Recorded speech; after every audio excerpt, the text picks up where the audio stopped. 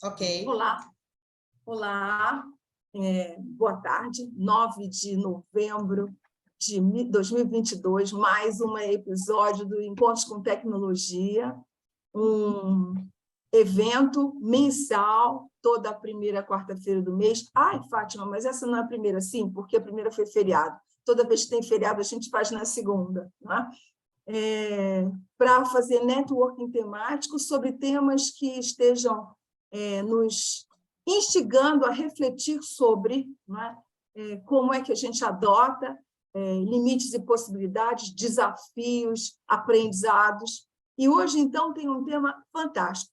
Dora Kaufmann, especialista em inteligência artificial, vai trazer para a gente essa questão destrinchada, né? Inteligência artificial para leigos, mostrando, trazendo uma visão crítica. Dora, oi, Márcio Girão, nosso presidente, está presente, uma honra tê-lo por aqui. Tudo bem, Fátima? Um abraço a todos que estão aí presentes. Dora é uma amiga de muito tempo, especialista no assunto, colunista de importantes periódicos do país, escreveu um livro sobre o tema, então ela vai nos brindar com essas informações, e depois a gente vai poder trocar informações entre nós nas salinhas. Todo programa nosso é assim, né? A nossa palestrante inspiradora vai falar durante uns 30, 40 minutos, depois vocês vão para as salinhas conversar entre vocês e voltam para o plenário para trocar com ela e entre vocês sobre o tema. Dora, seja super bem-vinda, melhore a apresentação sobre você. Ela é professora da PUC, né? Eu quero também apresentar a Margarida Lima, que vocês já conhecem, que é da equipe de coordenação do Encontros com Tecnologia, e César Drucker, que também está aqui. Oi, César, né? Para poder, todos juntos, é que criamos esses programas, temos ideias dos temas, fazemos as nossas perguntas. Dora, a palavra está com você. Bom, boa tarde, aliás, já boa noite a todos. Muito obrigada, Fátima, pelo convite. Então, eu sou professora da PUC São Paulo, né? Eu sou carioca e sou professora da PUC São Paulo, no programa de inteligências, a tecnologias inteligentes, design digital, e eu venho trabalhando nos últimos 7 anos, quase 7 anos, com os impactos da inteligência artificial, os impactos éticos e sociais. Mas eu também, aproveitando que em 1843, mais ou menos, eu fiz engenharia, na época, que é muito tempo, na época que a linguagem mais avançada era o Fortran, uma das mais avançadas, que a gente tinha aquele monte os cartões, né, lá do RDC da PUC, as madrugadas naquele lugar.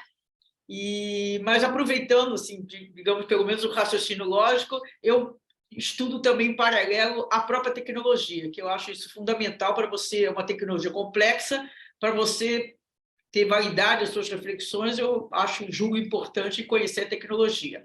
Então, eu preparei uma apresentação, né? É sempre um desafio falar para um público que eu não conheço, e assim, eu imagino que seja diversificado. Então, eu vou compartilhar aqui.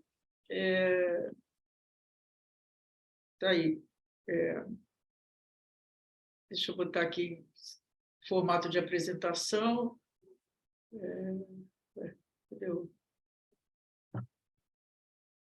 Cadê o formato de apresentação? Pois, exatamente, estou procurando com você. Já achei aqui, já achei. Então, assim, os temas propostos foram esses temas, esses 4, que são de uma abrangência enorme, né?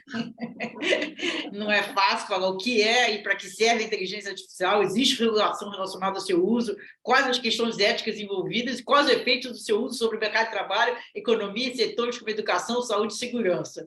Né? Eu precisaria, isso aí é um curso de inteligência artificial, eu acho que nem a minha disciplina na pós-graduação aqui da PUC de São Paulo pega todas as questões, mas eu vou fazer o meu melhor e assim, o que me importa, né, isso, claro, no tempo que a gente tem, que é limitado, o que me importa, o principal é a lógica, passar a lógica desse funcionamento. O que é? Sobre o que nós estamos falando, né? Então, vou começar pela lógica, o fundamento, e começar pelo início, né? Eu imagino que algum de vocês conheça mais ou menos sobre a inteligência artificial, mas eu começando supondo que... Vai ser ótimo você começar do início. Eu, pessoalmente, vou adorar. Então, começando pelo início, como é que é o processo de decisão nosso, né? Pessoas físicas ou instituições, como é que a gente decide? A gente decide baseado em informação. Até aí não tem nada novo, é assim que a gente decide. Quanto mais importante é a decisão, mais a gente busca informação, né? Eu trabalhei durante muitos anos, na década de 80, 90, no mercado financeiro, e na época a gente já tinha modelos estatísticos avançados, e para a época, né? Hoje não são completamente diferentes, mas na época, e equipes mais ou menos inteligentes, e quando a gente fazia previsão, com base nas informações disponíveis, se tudo dava certo, a gente conseguia prever a tendência, né? Então, a gente vai ver que o grau de assertividade, ou como se diz, a taxa de acurácia dos resultados usando inteligência artificial aumentou enormemente, gira em torno de 90%, o que antes a gente conseguia prever tendências, né? Então, são os modelos estatísticos, que já a data science é uma ciência que vários de vocês, né, imagino que aqui todos devem ser engenheiros, ou quase todos, já existe pelo menos há 3 décadas, 30 anos, nesses modelos aqui. Claro, não vou falar sobre o modelo estatístico, mas só para dizer assim, são os modelos estatísticos, você define uma hipótese, tem amostra, tem inúmeros testes de significância, e esses modelos que permearam esses 30 anos de usar informação para tomar uma decisão, para fazer previsões e tomar decisão a partir dos indicadores do sistema, do modelo que foi montado, o modelo estatístico. Aí, o que começou a mudar? É a questão da dimensionalidade, né? Então, o que é o novo? É a sociedade hiperconectada e essa questão da dimensionalidade. Voltando um pouquinho da dimensionalidade, quando eu falo dimensionalidade, por exemplo, o reconhecimento daqui da minha face, né? O modelo estatístico que, de fato, está sendo muito assertivo no reconhecimento de imagem é usando inteligência artificial. Então, quando eu falo a dimensionalidade, que a grande dimensionalidade, é porque esse sistema ele não reconhece a imagem da Dora, por exemplo, pelo nariz, pela boca, pelos olhos, são todos os pixels da minha face, né? Então, imagina a quantidade de pixels que tem, né, numa foto da minha imagem, e a dimensão das referências, né, se chama os parâmetros para esse reconhecimento. Então, o que mudou desse processo, que sempre foi da natureza da tomada de decisão, é a sociedade hiperconectada e o Big Data. Então, eu sempre tomei decisão, eu, instituição e pessoas, baseado em informação, e hoje eu tenho uma quantidade extraordinária de dados. Então, qual é a questão? Como é que eu tenho acesso a esses dados? Como é que eu transformo a informação úteis dentro do dado? Como é que eu extraio essa informação? Porque se eu tiver uma quantidade enorme de dados e eu não tiver uma técnica que me permite extrair informações desses dados, eles não servem para nada, né? Seja para dados pessoais, dados dentro do que se conceitua, por exemplo, a indústria 4.0, a fábrica inteligente, ela é toda permeada de sensores, extraindo dados, né? Que é a internet das coisas, são os sensores conectando as coisas. Então, a gente tem uma infinidade de dados sendo produzidos. Agora, por exemplo, nós estamos produzindo dados, eu estou produzindo dados, né? Então, esses dados, eles precisam ter uma técnica que extrai as informações. E aí que entra a inteligência artificial, né? Não tem nenhuma relação com os filmes de ficção científica, né? Tradicionalmente, a cultura tem uma importância, entre outras, claro, são inúmeras importâncias, mas, entre outras, de antecipar tendências, porque, em geral, o artista tem um grau de liberdade muito maior do que o cientista, por exemplo.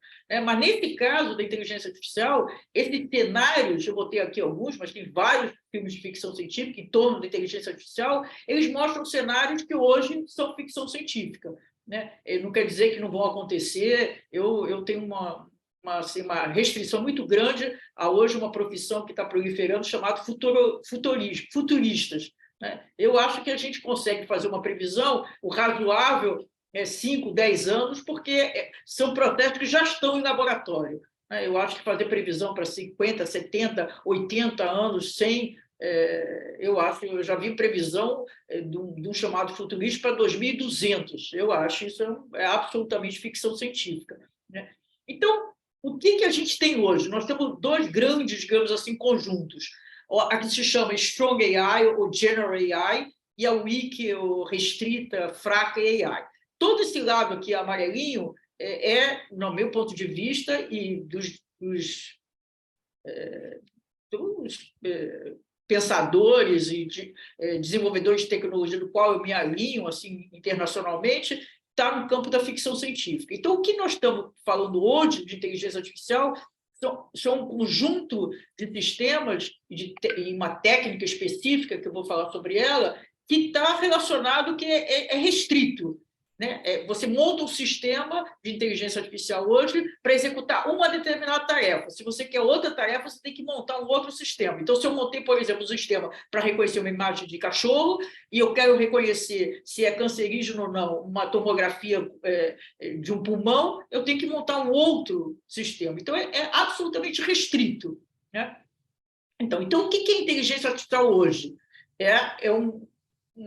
Hoje é apenas um modelo estatístico de probabilidade. Eu ponho esse apenas entre aspas porque configura-se como provavelmente fortes indicadores, como a tecnologia de propósito geral do século XXI, e está fazendo uma revolução do ponto de vista individual e dos negócios, do mundo do trabalho, em suma. Está mudando toda a maneira, inclusive como a gente se comunica e sociabiliza, porque eu não sei se é do conhecimento de todos, mas a essência do modelo de negócio dessas plataformas e aplicativos que nós usamos no cotidiano, a essência do modelo está a inteligência artificial, né? Por exemplo, a Netflix não existiria, não seria viável do ponto de vista econômico se não tivesse a inteligência artificial por trás do modelo de negócio. Se for o caso, eu volto a comentar por quê. E dentro desse campo, né, o campo da inteligência artificial foi criado em 1956, estabelecido, já tinham várias iniciativas anteriores, claro, mas foi estabelecido como um campo de conhecimento em 56, mas dentro desse campo tem um subcampo chamado Machine Learning, que é aprendizado de máquina, que também foi criado em 59. E por quê? Porque qual é o desafio maior? O desafio era reproduzir algumas capacidades humanas, mas as capacidades intuitivas, né? Essas são as mais difíceis. Em geral, tudo que é mais fácil para o ser humano é mais difícil para a máquina e vice-versa. Então, a máquina faz até não precisa nem inteligência artificial, uma máquina calculadora simples, ela faz multiplicações de números que nós não somos capazes, pelo menos nós mortais, de fazer de memória, né? Mas, por outro lado, nós reconhecemos pessoas até pelo jeitão de mexer o cabelo, pelo jeitão de andar, de se mexer, né? Nós fazemos analogias. Se a gente sabe que a Fátima, por exemplo, é uma pessoa, todas as pessoas que eu vi, eu vou fazer analogia e vou saber que é uma pessoa. Nada dessas capacidades existem, muitas outras do ser humano existem na inteligência artificial, né? Então, mas dentro desse campo, que aí foi pensado, tinha que ter uma forma, como é que reproduzia na máquina a complexidade e as nuances do mundo real.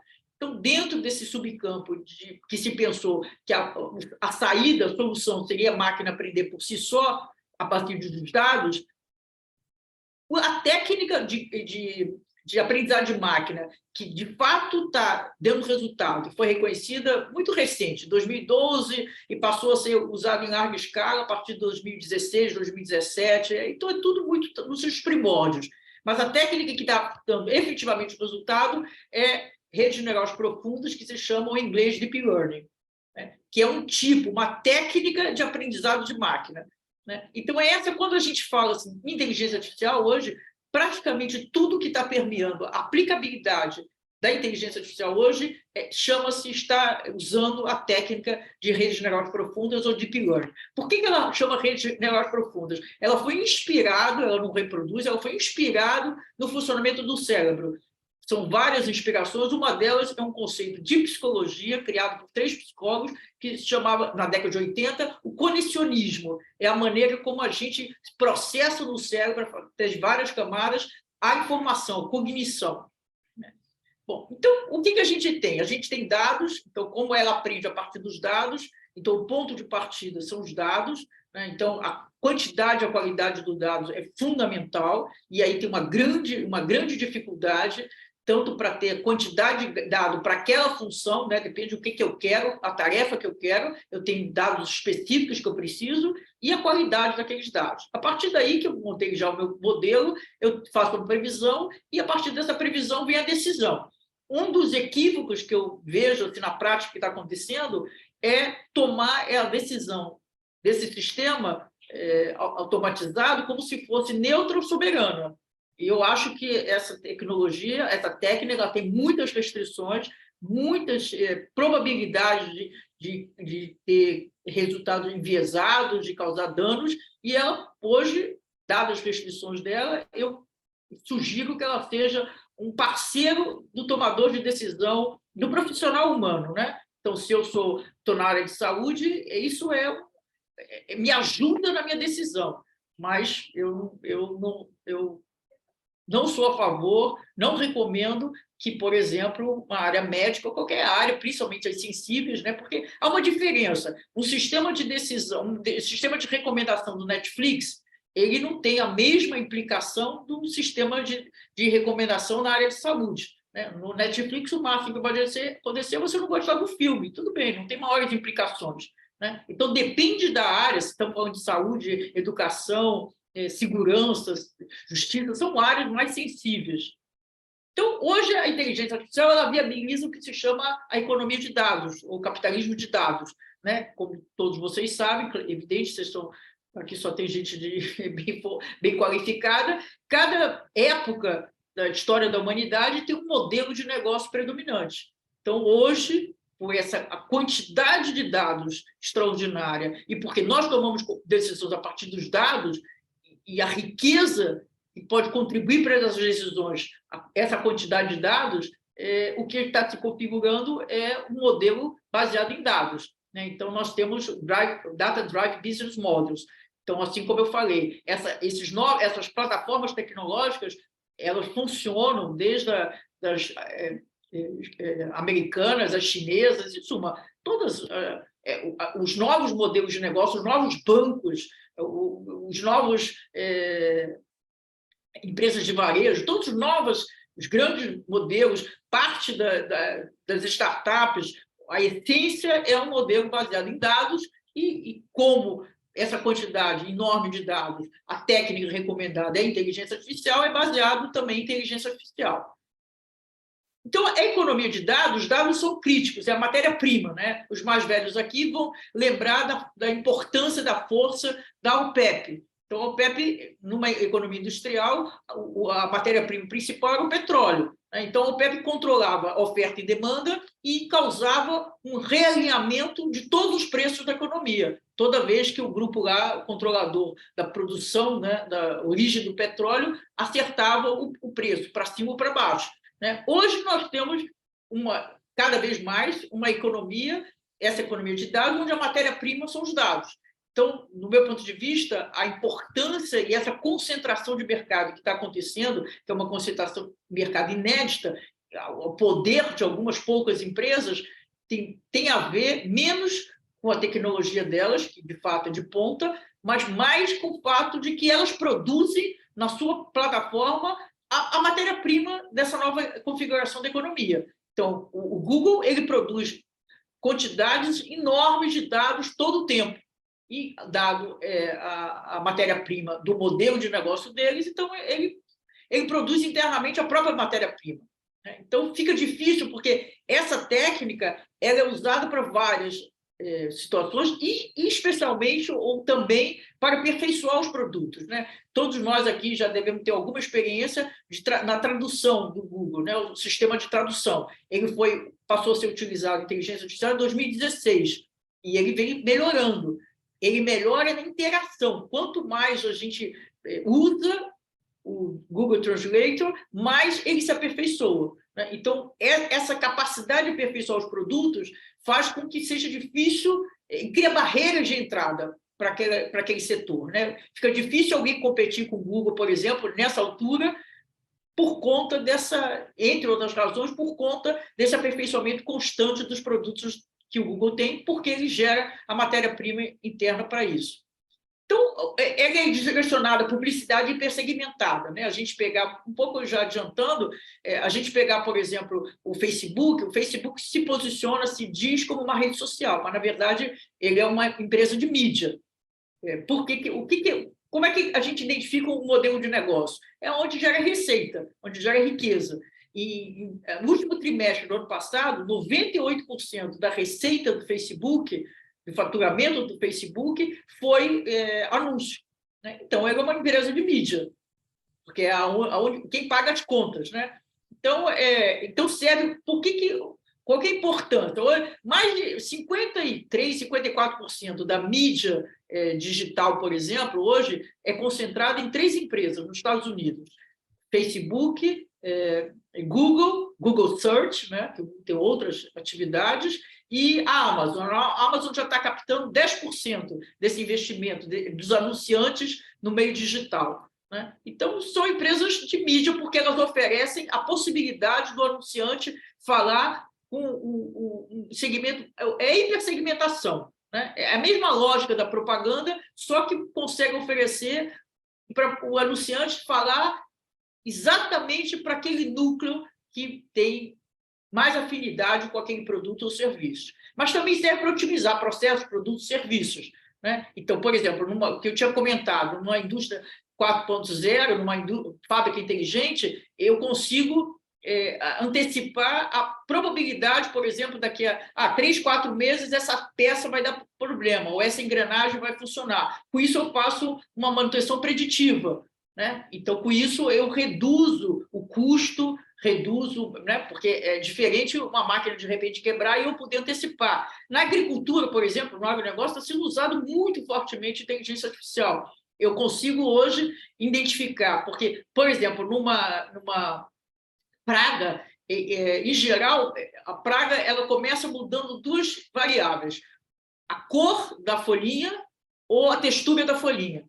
Se eu tenho um sistema que foi criado e treinado para identificar aquela praga, ele consegue identificar a mudança de uma forma que nenhum outro instrumento conseguiria, muito menos o olho humano, uma mudança de coloração. Alguns desses drones do agronegócio, eles, na hora que identificam, eles já pulverizam a substância apropriada para eliminar. Com isso, tem vários ganhos. Impede a proliferação, né? Você vai no início, na partida, você já elimina, tem custo, redução de custo, porque você não precisa usar o produto em larga escala, é só naquele início ali, e depois você produz também o alimento de melhor qualidade, né? Então, tem várias utilizações na área, por exemplo, de advocacia, está se usando muito, porque a capacidade desse sistema de ler documentos, né? Então você põe lá os termos e lê, fazer leitura, resumo dos documentos. Então, todas as atividades, que são praticamente todas que usam muito intensamente dados, têm um ganho de eficiência muito grande. Então, e para produtos e serviços também. Bom, então ela está, como eu já falei, nessas plataformas e outras que a gente usa todo o tempo, no diagnóstico médico, sistema de segurança, detecção de fraude. Hoje é difícil, eu não consigo achar um setor, uma atividade na economia ou na sociabilidade que não esteja usando inteligência artificial. E ela também está nos processos de transformação, né? As empresas constituídas estão, que se chama processo de transformação digital, que não é só a inteligência digital, uma convergência de outras tecnologias, mas a base, né, há uma diferença entre tecnologia específica e de propósito geral, como a inteligência artificial. Então, por exemplo, 3D, impressora 3D, está sendo muito importante na indústria hoje, né? Você conseguir cada vez mais imprimir uma peça, e toda aquela cadeia de fornecedor, ela passa toda a ser modificada, a ser impactada, né? Mas ela tem um propósito específico. Eu já vi, não sei se alguém de vocês já viu, mas eu já vi várias casas Começou num bairro específico, na Holanda, impressão de casas com 3D, mas eram casas muito básicas, até feias. Mas agora já tem casas que eu já vi nos Estados Unidos maravilhosas, de 2 andares, lindas, e eu já vi pessoalmente a impressão, por exemplo, de um barco enorme em 3D. Então, não importa se é um objeto pequenininho ou se é uma casa de 2 andares, mas o fato é que é um propósito específico. Ela faz impressão, o que é diferente da inteligência artificial, que permeia inúmeras atividades. Então, no modelo de negócio, assim, você tem o data, então você pode ter os dados, você pode ter parceria, você pode comprar no mercado, adquirir no mercado, você tem o drive, né, que muda a operação, muda a inovação, a maneira como você faz o processo de inovação, muda a organização, transforma... E tem o business. Você pode estar usando para abrir novos mercados, novos canais, novas competições, ou mudar o próprio modelo de negócio, né? Então, como eu também já disse, a inteligência artificial está se configurando como a tecnologia de propósito geral do século XXI. Bom, aí vamos pensar a reação da sociedade. Eu tenho que falar tudo muito rápido e sumarizado, mas a reação da sociedade... Doris, está ótimo. Então, tem 3 grandes reações da sociedade. Primeiro começou, o marco é em 2017, esse evento na Califórnia, na Silvermar, que é uma região na Califórnia, é uma cidade, teve esse evento em que se definiram 23 princípios, né? Então, esses princípios, eles permeiam, eles estão na capa, assim, de todos, eu acho. Podemos dizer que todos os documentos, estratégias de inteligência artificial, documentos, propostas regulatórias, inclusive da China, né? Não são todos os 23, mas os principais sempre estão nesses documentos. Mas eles são de pouca aplicabilidade prática. Primeiro porque eles não são universais, né? Quando eu falo que alguma coisa é correta, sei lá, ética, depende. Isso não tem um conteúdo universal. Mas talvez, mais não, mas também complicado, porque você não consegue transformar, por exemplo, ser transparente, ser fair, né?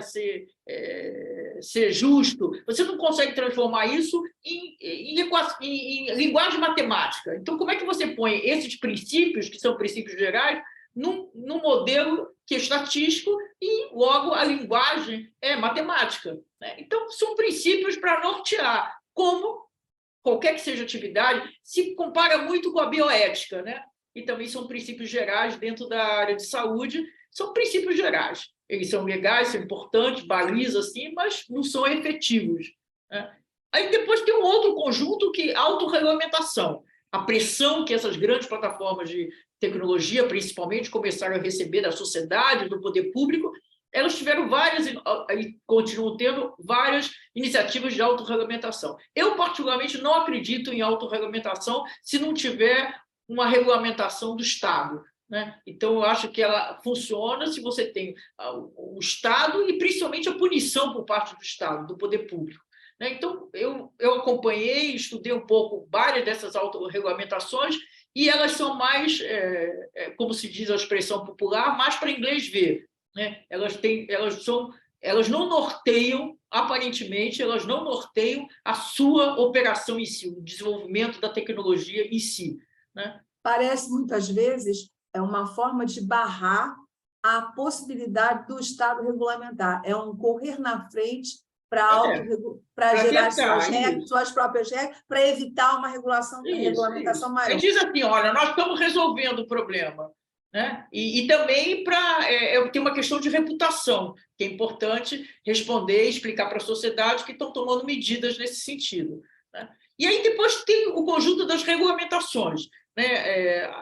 A China tem todo o processo lá, mas que é muito específico, mas assim, os Estados Unidos, o processo de regulamentação é setorial, né? Específico, setorial, e do ponto de vista geral tem 2 grandes movimentos. Um é da Comunidade Europeia, que em 21 de abril do ano passado lançou uma proposta de regulamentação para a Comunidade Europeia, a Comissão Europeia, de 108 páginas, tem vários anexos, e está em discussão, né? Agora, em 3 de novembro, saiu o último documento de contribuições. Para vocês terem ideia, já tem 3 mil emendas, emendas, né? Então, é um processo difícil, um processo que tem que favorecer e dialogar com todos os países membros. Além disso, tem uma outra questão que a característica dessa tecnologia, ela precisa também ter uma pegada, uma visão geopolítica, né? Porque ela transcende territorialidade, transcende fronteiras. Então, precisa ser criado algo que converse, que converja, pelo menos do mundo ocidental, que tenha... Isso é muito difícil, está muito difícil. Se dentro da comunidade europeia já é complicado, ainda mais para se acertar, por exemplo, com os Estados Unidos. Mas são processos que estão em curso e que levam, no mínimo, o próprio processo já tem contribuições, porque as empresas vão se ajustando, as instituições vão se ajustando, porque já tem uma previsão mais ou menos qual os caminhos. No Brasil, eu estou participando, porque eu fui convidada como especialista pela Câmara, pelo Senado, e depois pela Comissão de Juristas do Senado. Então, um processo em 29 de setembro do ano passado, a Câmara aprovou a PL 21/2020, do deputado Eduardo Bismarck, e depois foi para o Senado e constituiu uma comissão de juristas, de 18 juristas do Senado, que tem agora até dia 7 de dezembro para entregar um documento de contribuição para o que viria a ser o futuro marco regulatório da inteligência artificial. Esse processo tem muitos problemas, né?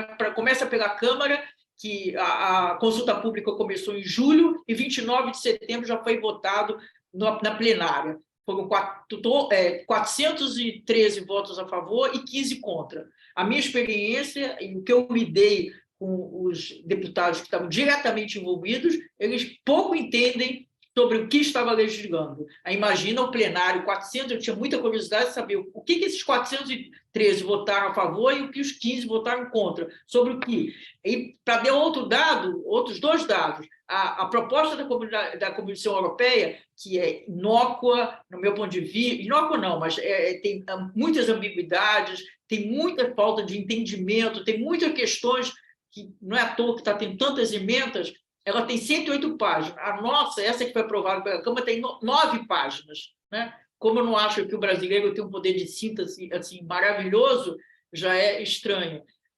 O marco regulatório da internet ficou 5 anos em debate no Brasil, né, que é uma referência mundial, 3 anos de debate na Câmara, tiveram 800 emendas. Essa teve 10 emendas, e as emendas praticamente todas encaminhadas pela deputada Luísa Grandini, que era a redatora.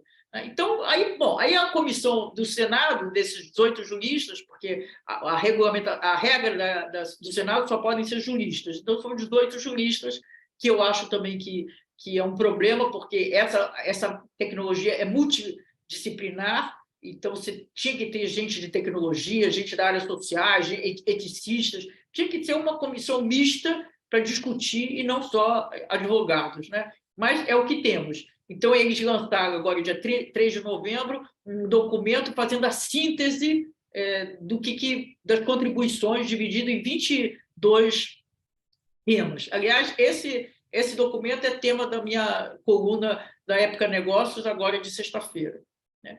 Então, um dos problemas assim, que existem assim, para a gente pensar, para refletir no mundo ocidental, é que a inteligência artificial está sendo desenvolvida e o futuro dela está ligado às empresas, às grandes empresas de tecnologia. Então, é o setor privado que está determinando. E aí, como é claro, todos nós sabemos, nem sempre os interesses do setor privado convergem com os interesses da sociedade. Mas é completamente diferente do processo na China, que tem todas as questões, que eu não preciso entrar aqui, mas a gente sabe que é sempre uma política pública, né? É centralizado pelo governo, inclusive toda a estratégia de desenvolvimento da inteligência artificial lá também é junto com as grandes empresas, as grandes plataformas de tecnologia, e cada uma delas tem uma função, mas tudo estabelecido pelo Estado, né? No mundo ocidental, a Europa ela tem um processo mais avançado dessas discussões, saem documentos todo o tempo, a Comissão Europeia está muito ativa, mas ela não tem grandes empresas desenvolvedoras, né, assim, na ponta do desenvolvimento da tecnologia, que são as americanas. Então, essa é uma questão. É o setor privado e o setor público está indo atrás. No caso, fundamentalmente, a Comunidade Europeia, a Comissão Europeia, né? Então, bom, pegar rapidamente também alguns impactos na sociedade. Primeiro é sobre a democracia. Eu fiz o meu penúltimo artigo, foi sobre foi anunciado esse Synthetic Party, é um partido da Dinamarca, onde a liderança do partido é um sistema de inteligência artificial, um chatbot com inteligência artificial. Claro, isso é para chamar atenção. Na verdade, a Dinamarca nem permite a eleição de alguém que não seja humano, né? Então, o que o partido quer dizer é que os representantes humanos vão levar os resultados da inteligência artificial, que está trabalhando com um conjunto de informações dos últimos 40 anos dos partidos que não conseguiram representação na Câmara. Então, toda a estratégia deles, né? Então, eu tenho esses 2 artigos assim, mais recentes que eu fiz na minha coluna da Época Negócio sobre essa questão.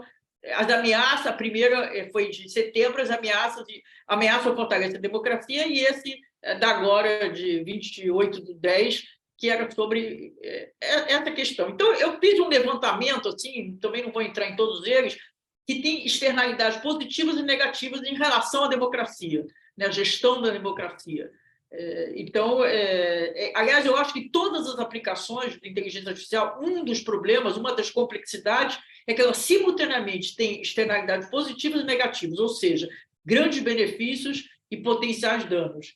Então, como é que você busca o equilíbrio, né? Então, eu listei aqui, desse lado, algumas externalidades positivas e as negativas. Então, claro, em qualquer área de implementação, o desafio é maximizar os benefícios e mitigar, pelo menos, os potenciais danos.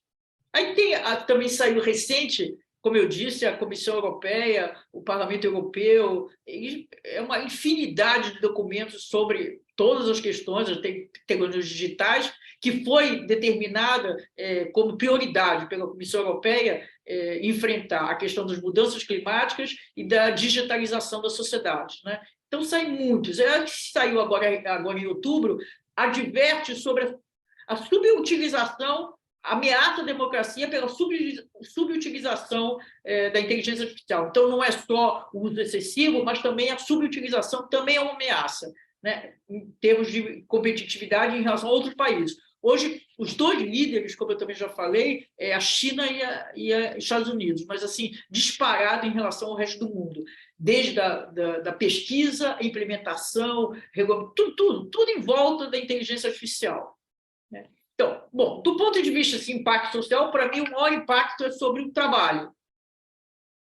Então, sobre o trabalho, no aspecto mais óbvio, mais evidente, que é o deslocamento, né, a automação inteligente, que está expandindo o que já vinha em processo, que é a automação programada. Então, ele expande na medida que ele envolve funções cognitivas, que a função programada, em geral, ou pelo menos nessa dimensão, não envolvia. Então, é o deslocamento do trabalhador. Mas tem essa outra questão que, para mim... Mas essa questão...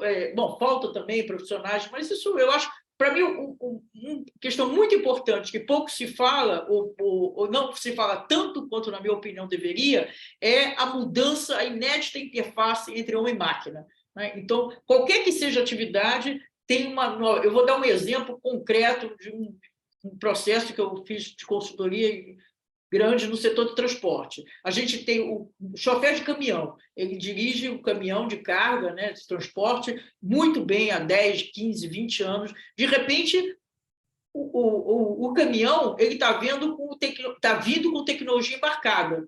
E parte dessa tecnologia embarcada inclui também inteligência artificial. Esse motorista, que sempre soube dirigir muito bem o caminhão, não consegue lidar, não está conseguindo lidar com a tecnologia embarcada. Por quê? Porque ele não tem formação para isso. Não é uma questão, a questão é mais séria, porque não é de treinamento, né? Em dezembro de 2018, isso, eu foi num evento que teve uma palestra do presidente, na época, do Senac, e ele disse que 76% dos trabalhadores da indústria, por exemplo, no Brasil, são treinados no local, não tem nível superior e não tem formação técnica, são treinados no trabalho.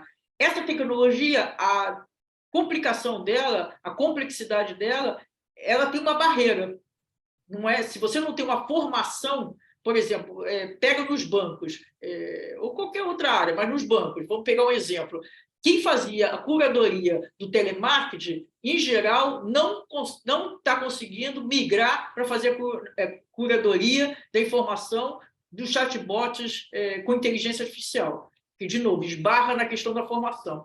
Então, a gente vê isso em todas as áreas, né? E nós temos um ensino, mesmo aqueles de ensino superior, muito departamentalizado, que a gente herdou da economia industrial. Então, o pessoal de tecnologia não tem sensibilidade, em geral, para as questões éticas e sociais, e o pessoal das áreas humanas tem uma resistência muito grande à tecnologia. E não tá no currículo, né? Não está no currículo nenhum do outro, é muito separado.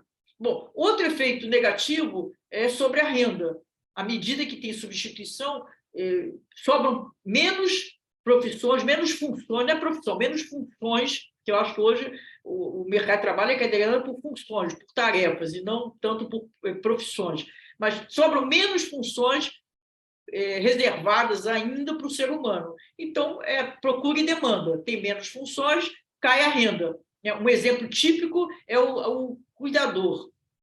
Então, até foi dado muita dimensão da importância do cuidador, que teve destaque no plano inicial do presidente Biden.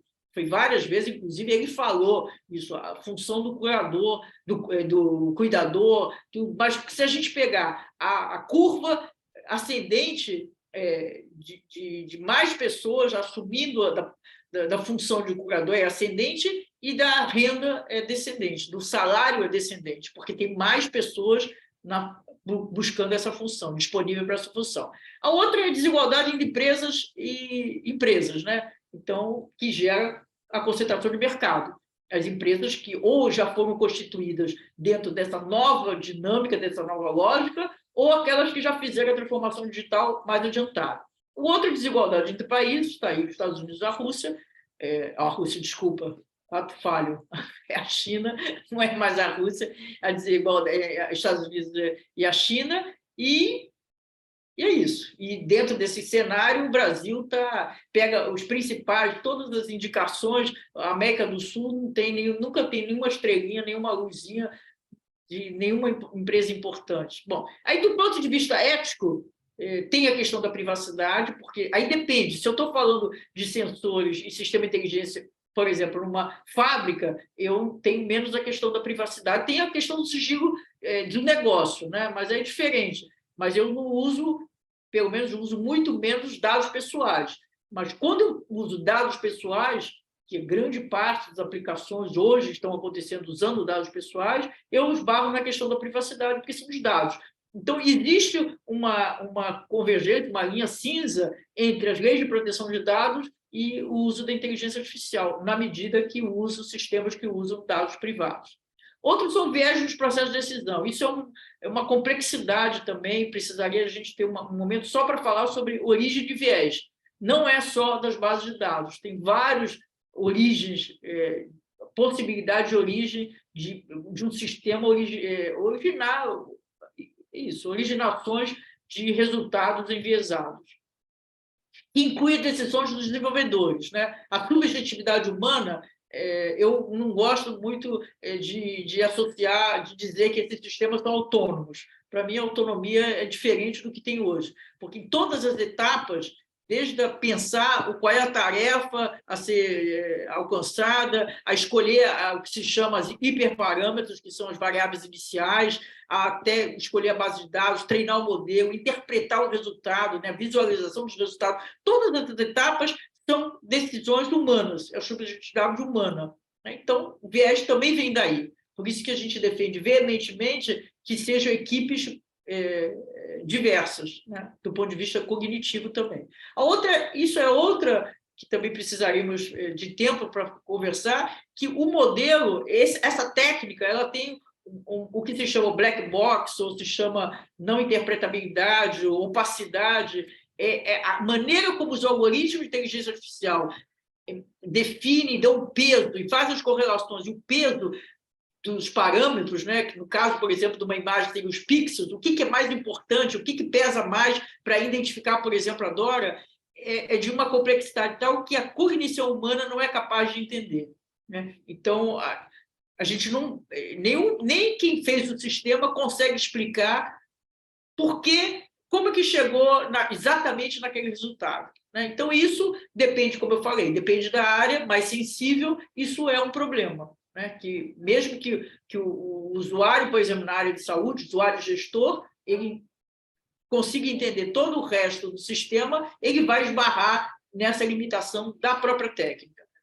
Então, as questões éticas não dizem respeito só ao usuário afetado, né? Ele diz respeito à reputação, tem que estar em compliance com os arcabouços regulatórios e legais.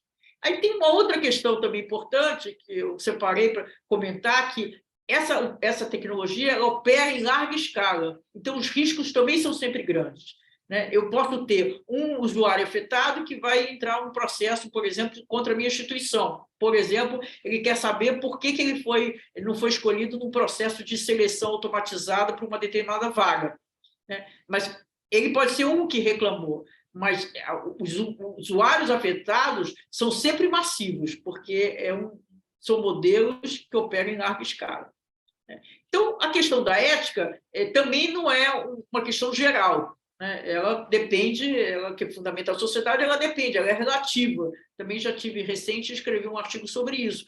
Comecei de um exemplo da década de 30 nos Estados Unidos, como a ética era totalmente diferente para julgar um caso na área médica, e depende da cultura local. Ela é em construção, ela não é estática, a noção de ética, que começou lá em Aristóteles, mas ela vai se modificando todo o tempo, com a evolução, com a mudança da sociedade. Ela também não é um receituário, né? Você estabelecer quais são os padrões éticos para o uso da inteligência artificial é específico de cada organização, de cada instituição, né? Então, inclusive, por exemplo, se a gente vê, cada instituição tem a sua tolerância, por exemplo, a risco. Então, isso já tem que levar em conta. Mas existe o que é das possibilidades, como é que eu crio na minha organização, na minha opinião, tem que ser algo... Claro, tem pontos de partida geral, mas eu tenho que estabelecer específico para a minha organização, né? Então, tem uma outra questão, assim, existe, para mim, um dos grandes problemas que está acontecendo, esse realmente pouco se fala, eu nunca vi escrito nada sobre isso, a não ser os que eu escrevi, que nós estamos migrando de uma sociedade de máquinas programadas para uma sociedade de máquinas probabilísticas, né? Então, a máquina programada, se o programador fez tudo certo, que eu imagino que todos vocês aí sabem o que é uma máquina programada, uma programação, se o programador fizer tudo certo, vai dar... Tudo bem, ela vai fazer aquilo que já foi programado. No modelo de inteligência artificial, que é um modelo probabilístico, mesmo que todo modelo seja tomado todo cuidado na construção do modelo, primeiro, é probabilístico, então tem uma variável de incerteza intrínseca. Já começa por aí, porque é sempre a probabilidade de alguma coisa acontecer. Depois, como essa técnica que permeia praticamente tudo que está sendo implementado, ela tem vários problemas, ela foi reconhecida em 2012 e começou a ser usada em larga escala em 2016, 2017, é muito recente, ela está nos seus primórdios, né? Então, ela tem várias questões também. Ela, por exemplo, ela não é estática, muito pelo contrário. Se eu, na partida, supondo que ela está em compliance com todas as regulamentações e questões éticas, à medida que vai entrando mais dados, ela pode absolutamente deixar de estar de acordo com o arcabouço regulatório e ético, né? Então, não adianta você fazer uma auditoria, por exemplo, na partida, né? E você teria que ter uma auditoria contínua, o que supondo que todos vocês concordam, não é simples, né? Então, durante o processo, você tem várias decisões, os trade-offs, né? Existe uma correlação inversa. Quanto mais transparente, menor a taxa de acurácia do resultado, né? Então, tudo isso tem que ser decidido, são decisões que têm que ser tomadas ao longo do desenvolvimento ou do uso dessa técnica. Então, eu participo de alguns fóruns, e tem um específico da FGV, que a gente tem discutido o que seria o comitê de ética, que a gente defende que as instituições criem comitê de ética de inteligência artificial, que pode não ser para sempre, mas pelo menos até essa cultura e esse conhecimento estiver permeando a organização, e esse comitê de ética tenha diversidade cognitiva. Agora, quando foi, acho que 29 ou 30 de setembro, eu fui coautora desse artigo no Valor Econômico, defendendo a diversidade cognitiva desses conselhos, exatamente pelo que eu falei, que é uma tecnologia multidisciplinar, né? Então, ela precisa ter diversos, né? Pessoas da área de ciências sociais, o que se chama etnistas, que pensam a questão ética, juristas, fundamental, tecnólogos, né? É um conjunto, porque muito se fala, e no meu ponto de vista... Variação de gênero. Não, muito se fala da diversidade de gênero e etnia, que eu estou plenamente de acordo, mas eu acho que tem uma outra diversidade que é cognitiva, né? Que isso pouco se fala. Eu cito desse artigo essa conceituação da publicação da Harvard Business Review, que conceituando a diversidade cognitiva. Então, para mim, só para finalizar, já até passei do tempo, nós temos, para mim, os dois desafios maiores do século XXI são as mudanças climáticas e a inteligência artificial. Eu tenho tentado juntar essas pautas, porque eu acho que tem muita convergência nas duas pautas. A mudança climática, hoje, o conhecimento que os especialistas têm sobre as mudanças climáticas é muito em função dos benefícios da inteligência artificial, porque são grandes dados, grandes conjuntos de dados, e que os especialistas usam intensamente as técnicas de inteligência artificial. Eu não sei se vocês já viram, tem um documentário genial no Netflix que chama Mundo Conectado, Connected, e que são 6 episódios, um deles é mostrando o que acontece, por exemplo, no Saara, impacta na Amazônia, né? Então, mostra lá, tem uma antena enorme na Amazônia com sensores que captam tudo que está acontecendo, as transformações. Isso está acontecendo no mundo inteiro. Então, esses dados captados dos sensores, eles são analisados com técnicas de inteligência artificial. Mas isso, eu diria, a utilização da técnica da inteligência artificial do entendimento das mudanças climáticas. Mas eu acho que tem uma convergência das pautas,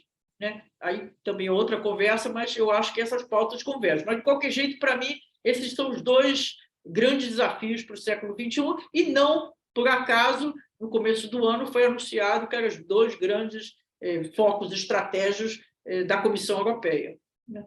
Então, é isso. Aí eu lancei agora em junho o meu 2º livro de inteligência artificial, o primeiro tinha sido em 2019, que é uma organização por capítulo, por blocos de temas das minhas colunas desde 2019, mas também acrescentei a cada uma desses blocos uma introdução, uma apresentação da introdução, fiz uma introdução que eu acho que congrega tudo um pouco, acho que tudo isso que eu falei, e é isso.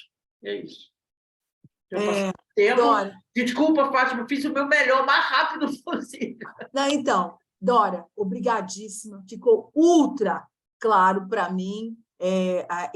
Tenho certeza, já até recebi feedbacks que está excelente. O nosso presidente quer fazer uma observação, mas antes dele fazer uma observação, eu queria fazer o seguinte comentário. Tudo que você deixou como ponta para conversar, eu não conheço ninguém que fale tão claro desse assunto como você. Adorei, muito obrigada. E falar claro, tanto do ponto de vista de explicar a tecnologia, quanto falar das questões sociais e econômicas associadas a ela. Então, adorei, maravilhoso.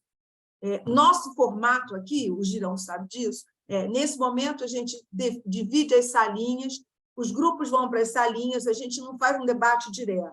Girão tem problema de horário, eu vou convidar o Girão para participar da entrevista que o Michel vai fazer a você, para ele poder trocar com você, tá certo? Vou colocar as pessoas na salinha, porque eu também vou me despedir de todos, inclusive de você, porque eu dou aula agora, tem uma aula que eu tenho que dar, e Margarida vai me substituir na coordenação da fase plenária, depois. Eu não sei se você conhece Margarida Lima, nossa coordenadora da equipe de coordenação, que está aqui, César Drucker também está aqui. Então, eu vou promover essa organização das salinhas, que foi uma promessa que fiz a Margarida. Convido o Girão a participar da sala de entrevista, em que Michel entrevista e você pode conversar com a Dora. E Margarida fica na sala, César vai fazer as boas-vindas para alguns dos grupos e vamos lá para as pequenas salas. E eu me despeço de você e te ligo depois, porque eu vou assistir no canal do YouTube todo o nosso evento. Lembro a todos que, em dezembro, a gente vai falar do Marco Legal de Ciência e Tecnologia, né? Então, e as implicações nas empresas de engenharia, possibilidade de compras, etc. e tal. Inovações. Fátima, só uma pergunta. E aí, quando vem essas salinhas, aí eu fico onde? Você não aceita convite para salinha nenhuma, você fica aí, não joia nada. Mas aí depois da salinha, volta a falar comigo ou acabou a minha parte? Não, todos vão... Olha assim, agora eles vão para a salinha. Você vai ficar numa sala principal, junto com a Margarida, junto com o nosso presidente Girão, junto com o Michel, Michel Lesquerin, que é o nosso jornalista. Ele vai entrevistar você e fazer uma matéria para colocar no nosso jornal. Margarida vai te acompanhar nesse processo. Quando passar uns 20 minutos, eles voltam, e aí as salinhas começam a fazer observações do que eles discutiram lá e trocando com você. Aí você vai conversar com eles mais num pinga-fogo, e você pode complementar como quiser qualquer parte do estudo. Ok? Girão, isso te atende, meu amigo? Sim, Fátima, obrigado. Obrigada a você. E parabéns, eu queria, antes de você se despedir, dar parabéns a você por ter trazido a professora Dora numa palestra sensacional.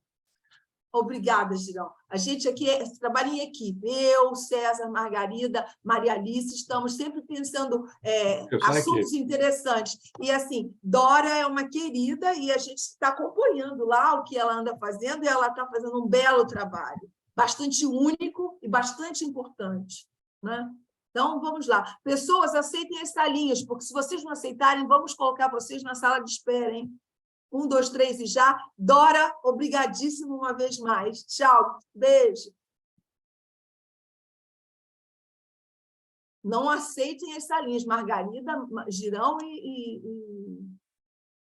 Juliana, administra as salinhas com relação a essa história, por favor, das pessoas irem para a sala de espera se não aceitarem as salinhas e de ajustar participação, ok? Você sabe ok. Eu estou convidando para a sala 5, não entra, então. Não, você não entra. Margarida também não entra. Vocês fiquem aí, porque vocês vão ficar na sala principal. Os outros é que vão...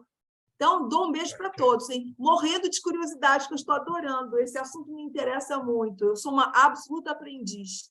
Tchau, tchau. Margarida, a bola está com você, minha amiga. Obrigada, hein? Tchau. César, dá apoio à nossa Margarida querida, hein? Tchau, tchau. Tchau, tchau.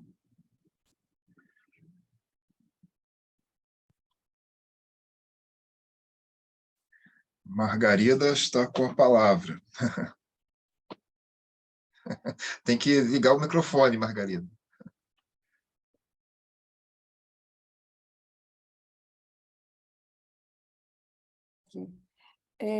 Michel, está ótimo.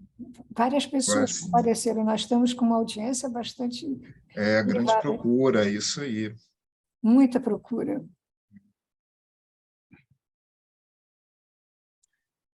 Muita procura. A gente vai esperar só ficarmos nós três ou podemos começar a conversar? Pode conversar, pode conversar. Eles não ouvem a nossa conversa. Estou colocando na sala de espera, só me dá um momento, tá? O pessoal não está aceitando o convite, ainda tem gente por aqui. Tá ótimo, então. Quando nós pudermos conversar, você avisa, Juju? Claro. Obrigada. Neste momento. Depois, então, eu gostaria, quando terminasse, a gente voltasse, né, esse tempo de 15... Quantos minutos que nós vamos entrevistar? Em torno de 20 minutos, né, que a gente tem dado. Então, 20 minutos depois, a gente pode marcar, até fazer uma coisa bem geral, marcar os 20 minutos, chamar o pessoal de volta, né? E a proposta seria cada um deles fazer uma pergunta, né? O que vocês acham? É isso, para cada uma Cada por grupo, grupo, né? cada grupo faria uma pergunta, É isso aí. Ok. ok? Margarida, eu tenho algumas perguntas ou observações aqui para fazer para a professora. Pode ser? Peraí, estamos todas? Claro que pode. Estamos todas aqui? Todos aqui? Junto com a Sim. entrevista do Michel, né? Isso. Ótimo. Antes do Michel fazer a entrevista propriamente dita, acho que Sim. também isso deve fazer parte até da entrevista. Claro. As Bem, perguntas professora. podem ser antecipadas até, né? Isso. Eu tenho 3 observações. Me dá um minutinho só, porque eu fico... Já podemos fazer as perguntas, Juliana? Pode sim. Ok. Então, vamos lá. Professora. Tá Pegar aqui caneta e papel. Tá bom. Não precisa. Eu acho que, em primeiro lugar, parabenizar, né, pessoalmente aqui a sua palestra. Agora, são 3 temas que eu queria debater um pouquinho com a senhora. O primeiro é com relação Por que você está me chamando de senhora? Não chama, não. Tá bom, de professora. Vamos ficar mais informal, vai. Tá bom, obrigado. Essa questão da autorregulamentação, eu acompanhei algumas das audiências públicas do Congresso. Não sei se você estava presente, mas é porque foi há algum tempo atrás, né? Mas o pessoal de tecnologia da informação, que eu também faço parte, fez um protesto muito forte, porque o Congresso está querendo ser mais realista que o rei, só não sabe que está nu, né? Porque essa proposta de autorregulamentação, ela no fundo, ela está impedindo as empresas de fazerem pesquisas na área de inteligência artificial. Não é somente uma coisa assim, olha, o Alexandre de Moraes vai usar essa lei para impedir isso ou aquilo, para dar um exemplo, né? Na realidade, ela tem uma relação muito forte até com o que aconteceu com as pesquisas genéticas, né, de biotecnologia, assim por diante, que, num certo momento, até inibiram pesquisadores brasileiros de realizarem certo tipo de pesquisas. Então, eu, particularmente, eu sou contra essa proposta de lei que está aí. Eu acho que ela deveria ser usada, como foi dito nas audiências públicas, que ela deveria ser usada como uma restrição ao uso dos resultados da inteligência artificial, e não a pesquisa em si. Então, o projeto de lei que está ali, ele confunde essas duas coisas. Então, eu queria, desde já, colocar o Clube de Engenharia à disposição eu sei que a senhora é uma das líderes, você é uma das líderes desse processo de discussão desse projeto de lei, colocar o Clube de Engenharia à disposição para que a gente traga esse pensamento, né, de que o controle do Estado não é um controle sobre o que se faz, mas o que se usa. Então, isso é muito importante estabelecer essa diferença. Esse é um ponto. O outro ponto, com relação à inovação social, com relação ao uso social da inteligência artificial, eu vou estender até o uso da inovação na sociedade, porque a própria inovação ela é um problema sério, principalmente nos países mais capitalistas, né, em que o desemprego, em geral, o empresário não está preocupado com o desemprego e sim com o seu lucro. Então, a introdução de inteligência artificial, as máquinas, da própria indústria 4.0, gera muito desemprego. Então, iniciou-se um movimento, não sei se você conhece, na Universidade de Sussex, na Inglaterra, de um conceito que eles estão chamando de inovação social, que faz com que os países só emprestem dinheiro, ou seja, nas compras públicas e no financiamento público, por exemplo, do BNDES, da FINEP e assim por diante, caso haja uma consequência social dentro do resultado daquele empréstimo. Por exemplo, você vai financiar uma indústria 4.0 de uma empresa. Então, ela diz, esse robô aqui, essa máquina vai substituir 30 empregados. O que você vai fazer com esses 30 empregados? Então, o financiamento só sai se ele fizer uma reabilitação ou se fizer alguma atitude em relação à utilização destes empregados no processo de industrialização 4.0, se posso chamar assim. Esse é um ponto que a gente tem que levantar para o novo governo que está aí, que tem uma preocupação maior com a justiça social. Então, o Clube de Engenharia também quer participar desse tipo de debate, né? Então, eu acho que é muito importante a academia que você representa e nós que representamos um pouco o pensamento dos engenheiros e das nossas empresas, né, nós temos que trabalhar esse sentido. Então, isso é uma observação também, que foi muito bem elaborado na sua apresentação. O terceiro e último item que eu queria comentar é com relação à democracia. Eu até assisti o Ex Machina e a Eva, né? É um filme espetacular, né? Então, no fundo, ela acaba indo viver na sociedade e talvez a gente chegue próximo da singularidade nisso aí, né? Onde o teste de Turing total que é feito lá, né? naquela fazenda, em que você não reconhece a máquina quando você está fisicamente presente a ela. Então, é o objetivo daquela experiência, né? de um Bill Gates da vida, né? Daquele empresário de uma empresa de tecnologia da informação. Enfim, e você coloca a desmistificação, eu entendi um pouco, como se a inteligência artificial fosse apenas um modelo probabilístico. Eu acho que a mecânica quântica também é um modelo probabilístico, mas ela é muito mais que isso, né? Quando você junta a inteligência artificial é um instrumento poderosíssimo na ciência da cognição, na psicologia da cognição, que mistura antropologia, mistura uma série de neurociência e assim por diante, para trabalhar o ser humano. E aí está o perigo, e aí entra o perigo da democracia. Então, se você olhar o que está acontecendo no mundo hoje, as eleições no Brasil, na Itália, o Brexit, nos Estados Unidos, agora com Trump, está acontecendo hoje, né?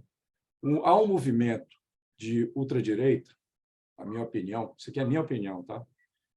Que tem uma capacidade, que é liderado pelo Robert Spencer, que é um gênio na área de inteligência artificial e suas aplicações. Eles estão trazendo esses modelos de cognição para a sociedade, principalmente para os jovens. Então, se você fizer um paralelo do Goebbels, lá com Hitler, na juventude hitlerista, naquela propaganda, inclusive essa coisa da mentira repetida se torna verdade, a inteligência artificial está ampliando esse fator. Então, esse é um grande risco, porque o Klaus Schwab, quando falou da indústria 4.0, o Schwab, você deve conhecer, o chairman de Davos e assim por diante, ele disse: a inteligência artificial não muda como fazemos e o que fazemos. Ele muda quem nós somos. E isso está acontecendo de forma criminosa em relação à democracia. Então, eu queria saber a sua opinião sobre isso e também o que a gente pode fazer como sociedade, no clube de engenharia, na academia. Eu estou falando isso para você porque você é uma das líderes do sistema acadêmico ligados a esses problemas da inteligência artificial e trouxe esses problemas para a sua apresentação. Era isso que eu queria comentar aqui, tá bom? Obrigado. Bom, é muito extenso as questões que você trouxe. Eu vou começar pelo mais fácil de tratar aqui, que é essa questão da ter contrapartida da inovação social. Eu conheço esse projeto, acho super pertinente, porque eu acho que é meio falacioso apresentar, meio não, para mim é falacioso apresentar como solução a questão da renda mínima. Como está bem dito, é uma renda mínima de sobrevivência. Isso não pode ser uma solução para as pessoas. Isso é só para não morrer. Tudo bem, isso é dar uma renda mínima. Mas eu acho que essa questão da contrapartida, porque existe uma série de atividades, inclusive até o empreendedorismo, como é que você estimula o empreendedorismo, diversas atividades que as pessoas podem fazer e para ter uma vida, um bem-estar. Então, isso aí estou plenamente de acordo. Essa questão da democracia, o último que você falou, também a gente precisaria de horas e horas nessa conversa. Muitos dos causadores, por exemplo, da questão das fake news, os instrumentos de propagação de fake news não tem a ver com inteligência artificial, são outras tecnologias digitais. Então, assim, diretamente na fake news, o que tem inteligência artificial é no que chama-se deepfake, que é uma parte, a junção da fake news com a inteligência artificial, que faz com que eu, por exemplo, uma imagem minha falando coisas que eu nunca falei. Mas tem um conjunto de tecnologias digitais atuando. E mais uma coisa sobre... Então, isso aí são horas e horas de discussão. Estou falando muito rapidamente. No meu ponto de vista, a ultradireita ela, de fato, e isso acontece também no Brasil, ela se estrutura com uma capacidade muito maior de atuar nas redes. E do meu ponto de vista, assim, tem várias razões, mas, para mim, uma das razões é que atuar nas redes sociais não tem uma compatibilidade direta com o partido político. E essas lideranças de ultradireita, elas não são o que se chama homens de partido, né? Então, quando a gente vai analisar por que é o mesmo problema que acontece com as empresas. As empresas, isso foi o tema da minha tese de doutorado. Existe uma incompatibilização entre a estrutura e a lógica das empresas e a estrutura e a lógica das redes digitais. A mesma coisa a gente pode falar da empresa, a gente pode falar do partido político. A centralização, quem fala em nome do partido, toda a centralização sobre as decisões, sobre a mensagem, sobre tudo, é um restritivo em relação à atuação nas redes sociais. Então, a ultradireita não se constitui, não tem uma cultura partidária, nem o líder, então fica mais solto, né? Então, a gente viu isso em torno do Bolsonaro, a gente viu isso no Trump e em vários outros. Então, eu acho que tem um conjunto de questões que é complexa, uma matriz de questões que transcende muito a inteligência artificial. Bom, posso fazer só uma observação sobre isso? Pois não. Para a gente passar para outro ponto. Eu acho que, como eu falei no começo, a inteligência artificial é um instrumento da ciência cognitiva. É lógico que a ciência cognitiva trabalha com muitas outras faces, digamos assim, né, científicas ou não, ou até heurísticas. Mas quando você pega, por exemplo, os 80 milhões de invasões, de 80 milhões lá do Facebook, de perfis, foram algoritmos de inteligência artificial que identificaram naqueles perfis a forma como as pessoas pensam e a forma como elas deveriam ser atacadas. Márcio, é tudo relativo, né? Existe um livro do Yosha Benkler, que é uma figura com muito reconhecimento na academia, que ele fez uma pesquisa profunda e ele mostra, a conclusão é que teve quase nenhuma interferência no resultado da eleição americana, né? Isso que eu estou dizendo, a gente precisaria ficar horas discutindo isso. Okay. Né? Eu acho que não tem, e quando eu estou falando, não estou falando da ciência cognitiva, eu estou falando de vários exemplos que você deu, né? São várias tecnologias usadas. Olha, a campanha da Hillary Clinton, ela foi reconhecida como uma campanha absolutamente permeada por tecnologias digitais e da inteligência artificial, muito mais preparada do que Trump, né? Porque ela herdou. Olha, 3 dias depois que o Obama tomou posse, a primeira posse, eu fiz uma palestra na Universidade de Nova York sobre a estratégia digital da campanha do Obama. Foi o primeiro grande case de uso das tecnologias digitais em campanha política, né? Então, a Hillary Clinton herdou dados, aumentou, especializou. Então, a questão lá os estudos que eu considero mais profundos e importantes não indicam que a Cambridge Analytica foi importante, muito menos decisiva na eleição do Trump. Então, acho que é toda uma discussão. Mas eu acho que, como eu disse, a gente tem que ficar muito tempo, assim como eu acho também que todas essas acusações que mudam a maneira como as pessoas pensam e sentem, eu acho que é um exagero, né? Eu acho que essa técnica ela é muito limitada, ela é muito mais limitada, ela não tem essa capacidade que alguns que fazem a crítica, que demonizam essa tecnologia.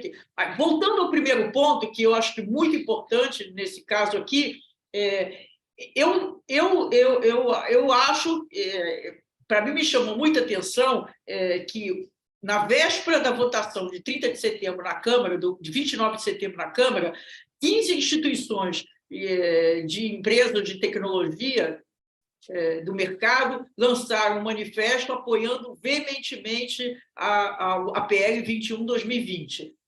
Que, no meu ponto de vista, aliás, eu acho que já é mais ou menos consagrado, é absolutamente inócua. E eu acho que a grande parte da motivação para esse apoio é exatamente por ela ser inócua. Eu acho que, assim, eu contesto essa questão de que a regulamentação impede a inovação, impede desenvolvimento de qualquer que seja ou tecnologia, ou qualquer setor. A gente pega a indústria a farmacêutica absolutamente regulada, o sistema financeiro bancário é absolutamente regulado, a gente tem vários exemplos de setores absolutamente regulados e tem uma inovação dinâmica. Eu acho isso, eu não concordo com isso, né? E eu acho que toda a discussão de regulamentação, que tem inúmeras críticas, eu acho que ela está mais para inócua e a tendência vai ser, eu acho que vai sair um marco regulatório principiológico, né? Não assim assertivo, mas eu acho que ela não pega nada do que diz respeito à pesquisa, como você mencionou, né? Pesquisa não entra aí, é o desenvolvimento, né? E as empresas de desenvolvimento é evidente que tem que ser regulado. Cabe ao Estado proteger o cidadão e a sociedade, isso em qualquer que seja a situação. Agora, como fazer isso?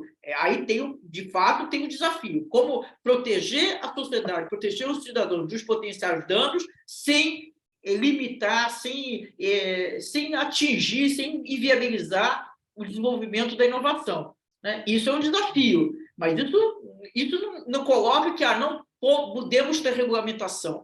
Tudo que foi colocado na PL 21/2020 não pega nem perto de nenhum impedimento de nenhum desenvolvimento de inovação, muito menos de pesquisa, entende? Porque exatamente ela atendeu para o lado oposto, é inócua. E não por coincidência, essas 15 associações, na véspera, colocaram apoio público e absolutamente veemente.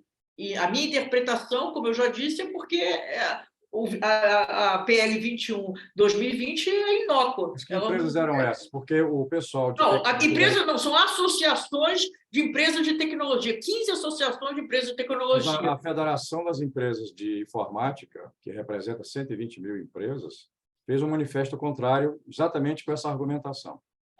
Então, as pesquisas. Tudo bem, eu não vi esses de 15 associações. Então, eu acho que eu acho que todos nós temos que contribuir para ter uma regulamentação que seja positiva sobre todos os aspectos. Mas eu só estou contestando assim, o fato de ter uma regulamentação não necessariamente indica que vai restringir a pesquisa, a desenvolvimento e muito menos a pesquisa. Né? Não atingiu nada do ponto de vista de centros de pesquisa, nada, nem fala sobre isso. Né? Então, eu acho que a gente tem que encontrar, porque, de fato, existem danos reais sobre as pessoas. Por exemplo, tem algumas... A proposta da Comissão Europeia, ela divide em risco, ela classifica são 4 categorias de risco. Então, tem o risco, tem alguns usos da inteligência artificial que é para ser banido, né? Não é nem para não existir, dado o potencial de risco. Então, eu acho que essa é uma discussão. Não é simples, mas é importante. Eu gostaria de perguntar a vocês para cortar, porque o pessoal já está há 5 minutos. Porque o Michel não fez a entrevista. Poxa, mas assim, eu fui bem substituído, né? Michel, podemos ouvir as perguntas agora e, de repente, das perguntas que serão feitas agora, a gente, então, juntar tudo isso para fazer a reportagem. Tem, não, já é difícil encontrar algum tema que não tenha sido abordado aí, mas... Ô, Michel, existe, você vai fazer uma matéria, é isso? Uma matéria escrita? Mas ela entra em contato com você depois para chegar a uma harmonia. Não, é isso que eu ia dizer, eu estou à disposição, você pode depois me procurar e a gente conversar, não tem... Também isso, contato. Diana? Oi, estou por aqui. Voltamos? Obrigado, professor. Eu vou ter que sair, tá? Daqui a pouco, então eu já me despeço. Desculpa, Márcio, me desculpa. Obrigado aí pelas observações. Me desculpa. Em 2 minutos, então, vou liberar o pessoal, tudo bem? Sim, agora começamos as... Poderia falar, eu falo com o pessoal rapidamente, então. Agora. E qual é o limite, hein? Só para eu me programar aqui. Porque eu estou numa outra empresa que eu não estou... Até onde você puder ficar em termos de horário. Você dá o final do seu horário. São alguns grupos e a proposta é que cada grupo faça uma pergunta. Uma pergunta a você. Vamos botar no limite total absoluto 20 horas, tá bom? Tudo bem, acho que dá tempo. Tudo bem, então acho. Está combinado. Então, vamos lá. Em 2 minutos, tá? Eu acho também que algumas questões vão acabar também os grupos trazendo, né? A questão, principalmente, impacto sobre o trabalho, né? A questão do emprego. Acho que é um ponto que sempre vai gerar uma certa preocupação, né? Enfim, a gente ainda está assistindo, né, a introdução dessa tecnologia e, né, há muita especulação sobre isso, né? Então, até que ponto profissões vão acabar ou não, ou vão ser criados mais empregos ou menos empregos, né? Quer dizer, essa é uma inquietação que eu acho É o Michel que está falando? Sou eu que estou falando. Não está Então, aparecendo no meu vídeo, né? Eu acho que, assim, não são profissões que vão acabar. Eu acho que estão acabando, não, estão sendo substituídas funções.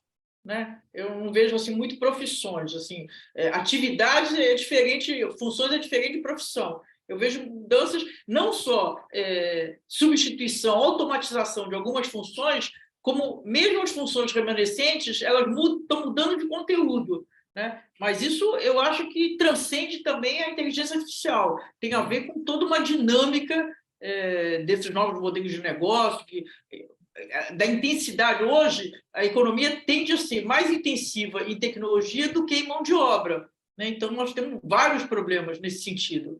Né? A gente tinha 4 grandes empregadores no Brasil, que era o setor financeiro, o setor bancário, o varejo, a área pública, né, o governo e as montadoras. Isso já está desde o início do século, final do século passado, a automação já vai em processo. Então, essa questão, automação inteligente, com inteligência artificial, ela está aprofundando um processo que a gente já vinha vivendo. Né? Hoje, qualquer um pode ver no YouTube um vídeo de uma montadora de carro, não tem nada a ver com o que era no final do século passado. Praticamente não tem pessoas. Então, eu acho que isso tudo, seu impacto, tem uma transformação no trabalho, aliás, tem uma transformação na sociedade que transcende uma tecnologia. Né? É muito difícil você pensar o que é o efeito específico daquela tecnologia, da inteligência artificial. É um conjunto, é uma matriz. Né? Então, isso que a gente tem que também considerar. Bom, mas aí como que vai ser? Agora os grupos vão fazer as perguntas? Correto. Quem que é o chefe agora? É o Michel ou a Margarida? Margarida ainda. Tem algum representante já de grupo? Habilita o áudio, por favor, doutora Margarida. Pronto. Já pode falar com o grupo? Como é que a gente faz agora? Pronto. Pode, eu libero. Você libera? Libero. Então, as pessoas... boa noite a todos. Nós vamos nos organizar agora o evento seguinte. Cada grupo faz uma pergunta à palestrante Dora. E só uma pergunta, porque são vários grupos, ela tem um horário para término dessa reunião. Então, podemos começar com o grupo número 1. Frederico Tavares e Pedro Ribeiro. Alguém tem alguma pergunta?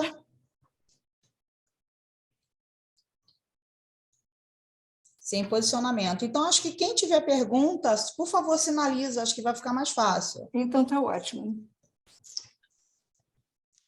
Quem teria uma pergunta a fazer? Qual grupo gostaria de fazer uma pergunta? Então, eu sou do grupo 9, só que, na realidade, a gente não conseguiu... Boa noite, meu nome é Alberto, tá? Sou do grupo 9, mas, na realidade, a gente ficou 1 minuto, a gente caiu, não sei o que aconteceu. A gente não conseguiu discutir entre nós. Com 1 minuto, cortaram e a gente ficou meio no vácuo. Né? Mas aí eu não sei se tinha eu e mais 2 colegas. Não sei se elas querem falar alguma coisa.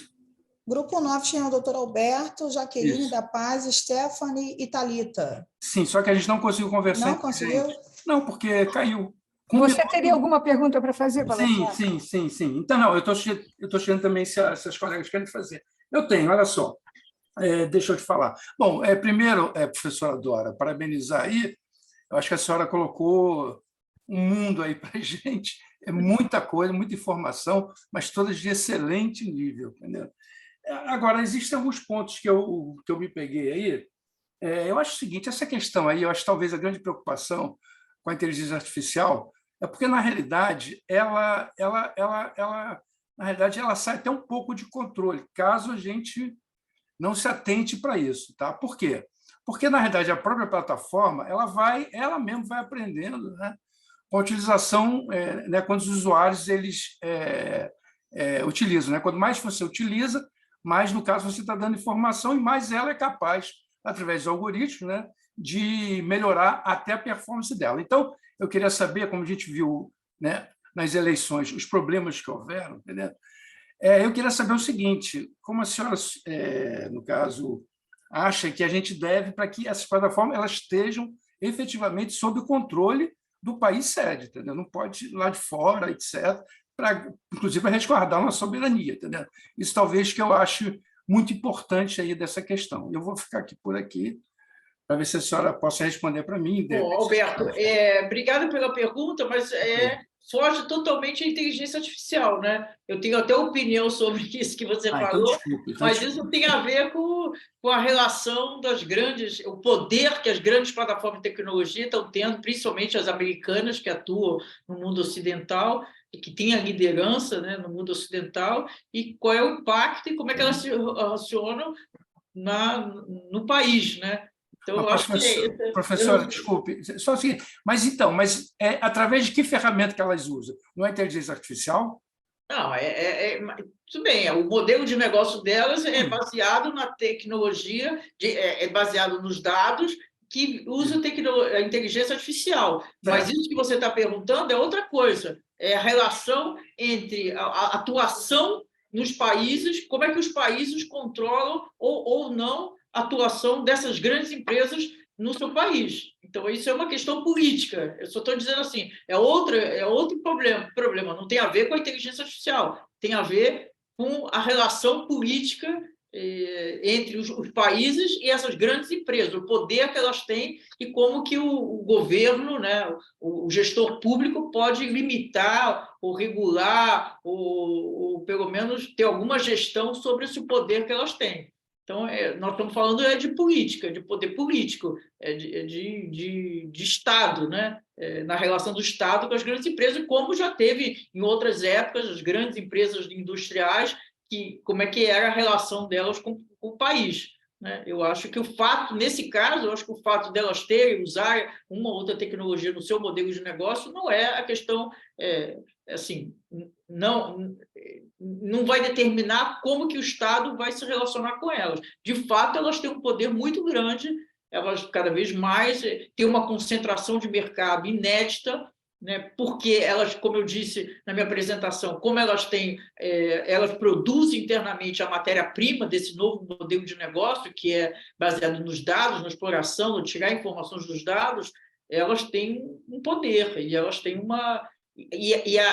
Hoje, isso acontece muito nos Estados Unidos, a legislação, né, as leis de proteção à concentração contra a concentração de mercado, que protege para não ter concentração de mercado, as leis de oligopólio, todas elas estão superadas em relação a como que essas empresas funcionam. Então, o Estado está sem instrumento de, por exemplo, limitar a atuação delas. Mas tudo isso é outra discussão. É claro que tem pontos em comum, mas é outra discussão. Aí, Tá bom. De qualquer maneira, professora, muito obrigado. Eu acho que a sua resposta, pelo menos para mim, foi ótima. Muito obrigado.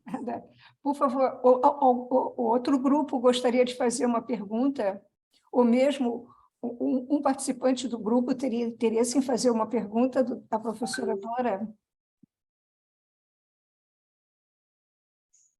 Oi, Paulo, por favor, liga os... obrigada. Obrigado. Boa noite, professora Dora Kaufmann. Eu gostaria de saber como a inteligência artificial conversa com o Cyber Physical System, CPS, né? E porque eu estou fazendo um trabalho de introdução mecânica e eu estou literalmente com esse tema, né? E eu estou vendo e estou vendo que parece que esse Cyber Physical System é a interação entre homem e máquina, né? Boa noite. Não, na verdade, quer dizer, como está na própria terminologia do que você apresentou. É a interação entre o cyber, né, e o físico. Né? Então, por exemplo, hoje, as grandes tecnologias, a base da transformação digital está sendo baseada nessa interação. Como é que as máquinas interagem com o espaço físico, né?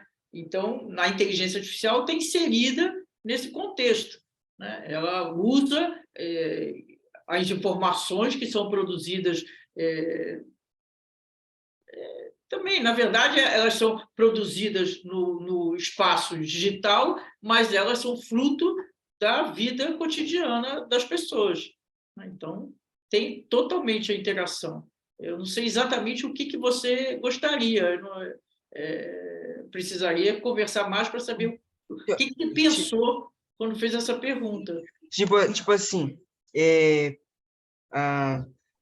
eu estou vendo que a tomada de decisão na empresa, né, pelos encarregados, né, ela é baseada na inteligência artificial, né, tipo, escolho os dados, né, da Big Data e vejo modelos matemáticos, que seria a inteligência artificial, e com eles eu meio que traduzo os modelos e tomo uma decisão, né, e isso de alguma forma conversaria sobre eu mexi tipo assim, nas máquinas. Claro, você está mexendo com tudo, né?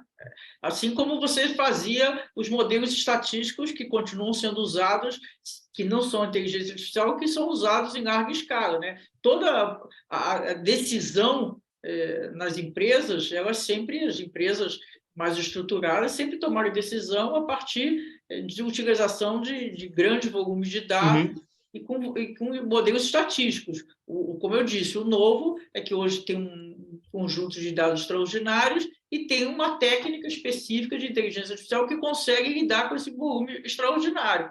Então, tem várias utilizações, né? E, de fato, assim, depende, não é também para tudo. Né? Uhum. Tem toda uma discussão o que é, o que não é inteligência artificial, também não é recomendado para tudo, porque você precisa de uma série de pré-requisitos para a implementação dessa tecnologia.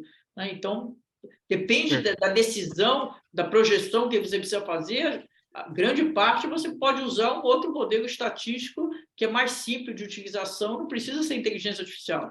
Então, tem que, na sua análise, qual é a melhor técnica, a melhor tecnologia a ser usada, o especialista tem que avaliar para chegar à conclusão se é inteligência artificial ou é uma outra técnica de projeção, né? Uhum. Beleza. Estimativa. Entendi. Saquei. Eu também tive uma dúvida sobre máquinas programadas com máquinas probabilísticas. A probabilística seria devido ao fato de ela receber dados toda hora? Não, ela faz uma probabilidade, né? Qualquer sistema estatístico de probabilidade, ela não é uma máquina programada que ela dá um resultado certo. Ela te dá a probabilidade daquilo acontecer. Então, ela tem uma variável de incerteza, porque mesmo que tenha 99%, que isso é raríssimo, né? É uma probabilidade. Aquilo pode não acontecer. De repente, é diferente quando você tem uma máquina programada que você programa, se você fez a programação certa, ela vai entregar aquilo pelo qual ela foi programada. Né? Beleza. Entendi. Tenha boa noite. Boa noite.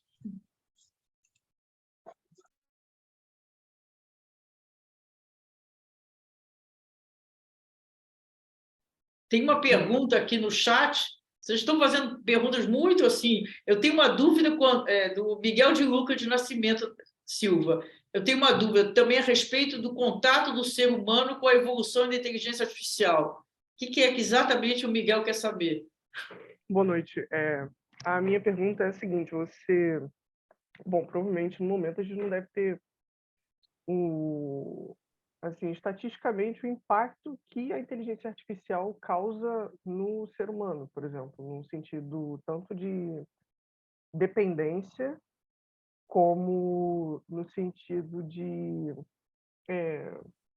no sentido cognitivo do ser humano. Por exemplo, a substituição de o trabalho de fazer devidos cálculos que antigamente as pessoas faziam, hoje em dia você bota, por exemplo, no MATLAB e você consegue resolver determinado tipo de problema. Mas você acha que, num contexto mais geral, isso pode ser tão bom quanto ruim? Eu acho que não existe, isso é bem complexo a resposta sobre isso, mas eu acho que não existe uma resposta geral, né? Eu acho que depende, eu acho que uma das características do cérebro biológico, do cérebro humano, é o que se chama a plasticidade, a neuroplasticidade, né? Então, o cérebro ele se modifica todo o tempo em função dos estímulos internos do próprio cérebro e os externos. Então, nós estamos mudando o tempo inteiro a maneira como cada um dos cérebros, nós temos 86 bilhões de neurônios e ele se modifica todo o tempo, as interações, tudo que acontece no cérebro, né? Então, se a gente tem práticas diferentes, eu não sou neurocientista, né? Estou longe de conhecer, de ter profundidade sobre esses assuntos, mas tudo que a gente faz vai impactando a maneira como a gente funciona, o cérebro nosso, né? Então, se a gente, por exemplo, nós estamos completamente diferentes, ou bem diferentes, de 2.000 anos atrás, de 5.000 anos, de 10 milhões de anos atrás, 10 milhões não, mas 200 mil anos atrás do ser humano. Ele vai se modificando, né? Inclusive a cognição, mas não é também esse efeito tão direto assim, né? Então, mas também, de novo, não é só a inteligência artificial.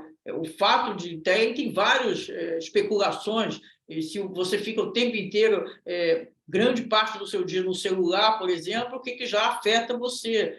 Entendeu? Assim, é um conjunto, né? Vocês estão fazendo perguntas que são complexas no sentido que é uma matriz de situações. Não é o mundo, o mundo não está modificando por conta da inteligência artificial, né? Está mudando de forma acelerada por um conjunto de transformações.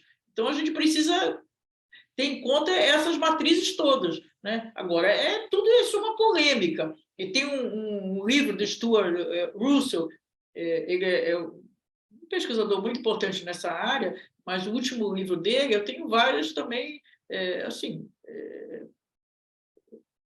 questões, né? Ele, por exemplo, vai um pouco nessa linha que você está falando. Aí ele diz que agora a gente deu o Waze, ele dá o exemplo do Waze, né? Então, o fato de que a gente não precisa mais pensar sobre o caminho e a gente vai automático, isso está impactando nossa capacidade de pensar, né? Eu acho isso duvidoso, porque eu acho o fato de que eu estou fazendo... Primeiro, o fato de eu estar prestando atenção no caminho não quer dizer que eu estou fazendo o melhor uso da minha inteligência, do meu cérebro. Eu posso estar não prestando mais atenção no caminho e estar pensando em questões muito mais complexas, que está usando muito mais a minha capacidade cognitiva, né? Depende do que você está fazendo quando você não está mais fazendo aquela tarefa que foi automatizada. Então, assim, como eu disse, essa questão de generalizar para todas as tarefas, para todas as pessoas, e depois nós estamos muito no início, né? Essa tecnologia, essa técnica está sendo usada mais em larga escala, como eu também falei, a partir de 2016, 2017. Então, é muito novo, é muito recente para ter alguma avaliação qual é o impacto que tem sobre o ser humano, né? Eu acho isso muita especulação, a gente dizer, porque nós não temos nem tempo, né? Quando você vai fazer um estudo de fato científico, de evidência, você tem que ter um tempo que você possa analisar. E eu acho que a gente não tem isso ainda, né? Agora, tudo vai mudando, né? O fato tem muitas discussões, por exemplo, a questão do vício, de uso das redes sociais, dos aplicativos, dos jogos, do TikTok. Isso é uma grande discussão, né? Então, mas é isso. Eu acho que tem muito poucas evidências, né? E eu acho que também não é direto assim, porque usou a inteligência artificial nessa coisa para tomar decisão, então agora perdeu a capacidade, por exemplo. Não, senão, mesma coisa de dizer, hoje acho que quase ninguém mais faz contas de cabeça ou no papel. E daí? Mas o tempo que a gente deixava para fazer contas no papel, a gente usa para outra coisa, mas não quer dizer necessariamente que é menos estimulante para a cognição, para o cérebro, do que antes, que a gente tinha que fazer a conta no papel. Depende do que você faz nesse tempo. Entendeu? Agora, de qualquer jeito, são facilitadores, são avanços inexoráveis. Né? Então, eu acho que é isso, sei lá. Tá bom, obrigado, viu? Boa noite. Bom, e aí, Margarida, agora? Doutora Margarida, por favor, ativa o áudio. Pergunto se mais algum participante gostaria de fazer uma pergunta à professora Dora. Que silêncio. Tem aqui uma outra pergunta, posso ler? Claro que pode. Da Thalita Martins de Abelar Nunes. A professora falou sobre os países que estão pensando em regulamentação do uso da IA e o quanto isso ainda precisa amadurecer no Brasil. Isso me faz acreditar que o desenvolvimento da própria tecnologia aqui está apenas começando também. Quais são as empresas brasileiras que já se aproximaram das universidades para o desenvolvimento e o uso da tecnologia? Quais são as universidades, além da PUC São Paulo, que trabalham com IA? Bom, primeiro, a PUC São Paulo não é forte o desenvolvimento da tecnologia, né? O que a gente é forte e é reconhecido é nas reflexões sobre os impactos sobre a sociedade. Eu acho que, sim, nós temos, eu acho que, em geral, o Brasil está muito atrasado do desenvolvimento da tecnologia, nós somos usuários da tecnologia, mas, como eu disse antes, a liderança muito forte estão nas grandes empresas, nas grandes plataformas americanas. Nós temos assim um conjunto até significativo de startups desenvolvendo inteligência artificial, desenvolvendo tecnologias nossas, mas ainda assim aquém.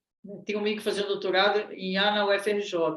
Tem vários, tem todas as polis, as faculdades de engenharia, elas têm um núcleo de inteligência artificial não novo, já tradicional, né? Já pelo menos 2, 3 décadas. Então, tem esse desenvolvimento.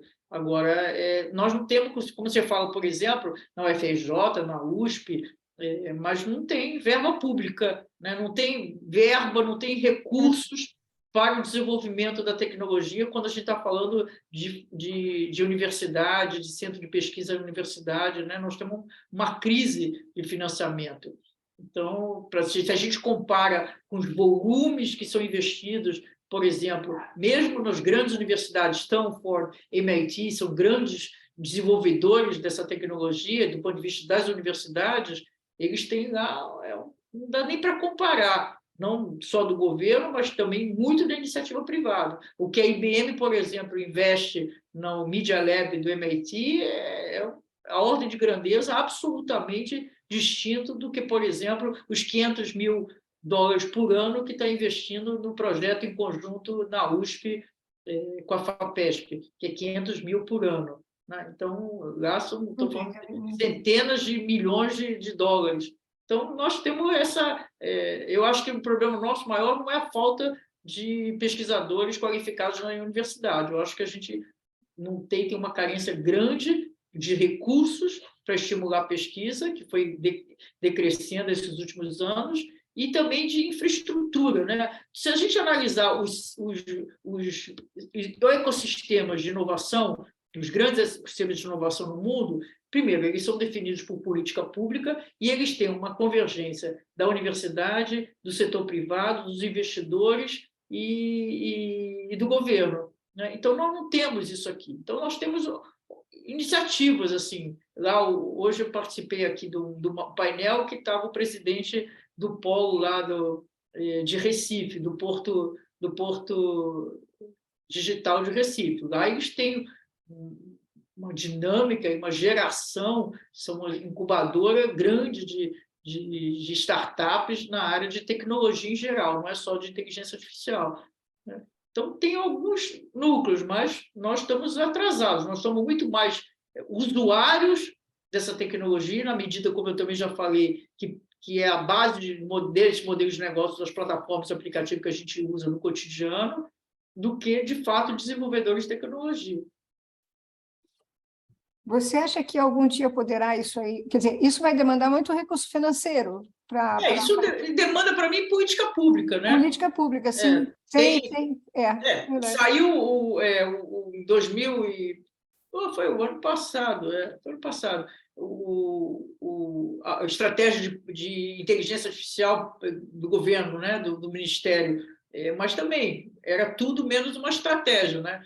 Tem um grupo que nós comparamos, porque tem mais de 40 estratégias de país, e aí nós separamos as 8 que a gente acha maior substância, e a nossa não tem nada a ver com aquelas 8, né? Não caracterizava uma proposta estratégica, não tinha objetivos, não tinha metas, não tinha orçamento, não tinha as funções definidas, né? Porque o Ministério é um órgão de gestor, é um órgão de decisão, não é um órgão de recomendação.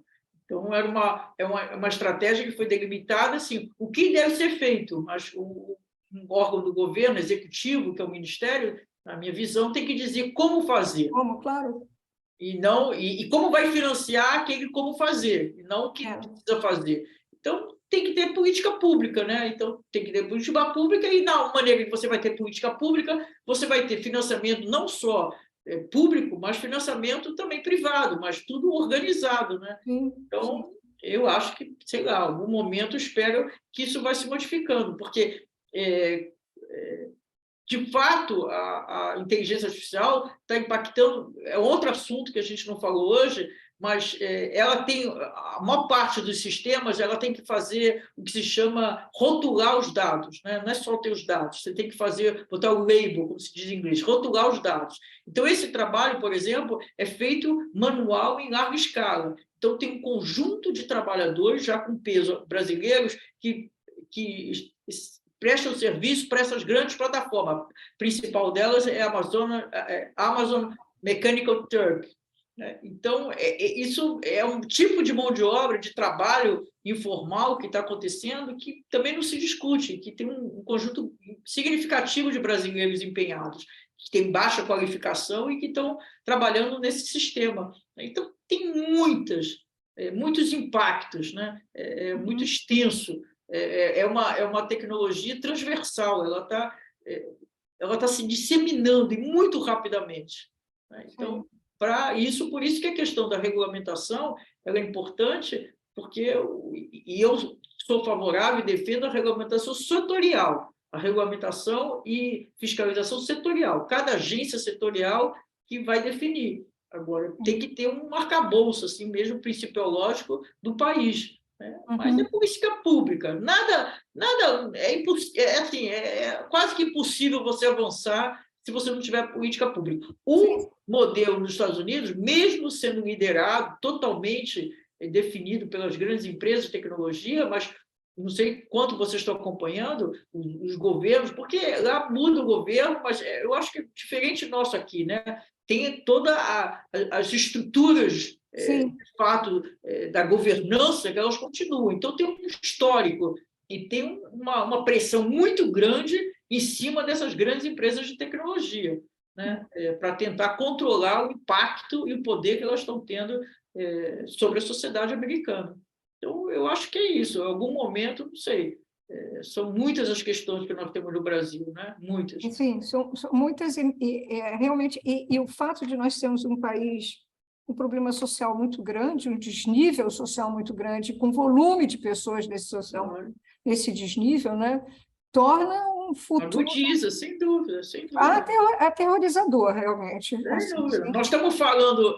Hoje, eu coordeno um congresso de inteligência artificial da PUC São Paulo e justamente começou, hoje e amanhã, e hoje começou ele é financiado pelo Google para poder... uma bolsa para os melhores projetos que são apresentados. Só pode participar professor e aluno da PUC. E hoje, a abertura do congresso, a gente convidou o Cristóvão Cobo, do Banco Mundial, e ele dirige a área com educação, né? E aí estamos discutindo várias questões, e uma delas que está se falando muito sobre inteligência artificial na educação, mas, na verdade, grande parte, ainda uma parte significativa do planeta, né? Principalmente o que hoje se chama o sul global, não tem nem acesso de qualidade à internet. Né? Então, as questões são muito mais primárias. Né? E a gente viveu isso durante a pandemia. Sem dúvida alguma. 82% do ensino básico no Brasil é público. Só 12%, só 18% é privado. Eu acho que não chega a 18. 82, é esse o dado que eu tenho. 82 é público. Então, isso é um problema. É um problema. Então, a falta de acesso à própria, não só à internet, mas ao dispositivo. Né? Quais são as famílias que têm mais de um celular, ou mais de um dispositivo dentro da casa, que todos os filhos, por exemplo, mesmo que sejam 2, tenham um dispositivo específico para ele, para se relacionar. Né? Então, essas questões, como você falou, eu tenho totalmente de acordo. Nós temos questões assim muito... Mas a inteligência artificial ela pode ajudar na solução desses problemas. Depende de como ela foi implementada. E depende, por isso que o órgão público, por exemplo, no caso da educação, o MEC tem que ter uma diretriz para isso, tem que ter também os princípios de como a educação... A única manifestação que eu vi do MEC formal em relação ao uso de plataformas de tecnologia adotadas pelas escolas, dizia praticamente isso que eu vou dizer agora. Olha, sendo de graça, não temos nada a opor. Que aí eu não preciso dizer o que significa o Ministério dizer, bom, então é de graça, não temos nada a opor. Isso é uma coisa espantosa, né? Um pronunciamento do Ministério. Então, ponto tudo bem. De graça, pode botar nas crianças, porque não tem problema. Então, eu acho que é isso. A gente tem todo e o problema da simetria, o regulador, o legislador, quem é responsável pela política pública, conhece pouco dessa tecnologia, né? Esse gap de conhecimento, essa simetria de conhecimento, tudo isso dificulta, mas a gente vai estar evoluindo. Fóruns como esses são muito importantes, por isso que sempre eu me autodenomino evangelista desse assunto, porque eu acho que é assim, a gente vai discutindo, vai despertando a curiosidade, despertando as questões, e aí cada um vai atrás. O fator positivo é que as informações estão disponíveis, né? Então, cada um tem como buscar mais informações, conhecer a lógica. Não é saber desenvolver um sistema de IA, é saber a lógica desse funcionamento, como é que ele funciona. Né? E eu só para terminar, eu queria dar assim, para a gente não hipervalorizar também, eu imagino que todo mundo aqui tem a Netflix. Né? Imagino que ninguém não tem que nem. O Netflix, eu acho um bom exemplo para a gente ver a nossa própria experiência, como essa tecnologia é limitada. Né? O Netflix funciona com 2 sistemas básicos de inteligência artificial. Um, ele classifica o portfólio de filmes e séries, e o outro, ele classifica por clusters o perfil dos assinantes. Aí entra um outro sistema de inteligência artificial que faz a recomendação, com base no perfil do portfólio de filmes e séries, do perfil dos assinantes, ele faz a recomendação. Aí todos nós, eu imagino que eu não sou diferente da minha experiência, se a gente assiste 2 coreanas, entra um monte de coreano. Isso. Se a gente assiste 3 chinês, então só vem chinês. Isso mostra a limitação, porque se fosse de fato inteligente, como assim, tão eficiente esse sistema, o que ele deveria identificar? Quais são os pontos em comum do filme que eu assisto, independente da origem do país? Na França, na Coreia, na China, o que tem? Quais são os elementos que me faz gostar daqueles filmes ou daquelas séries? E não o fato de ser coreano ou chinês.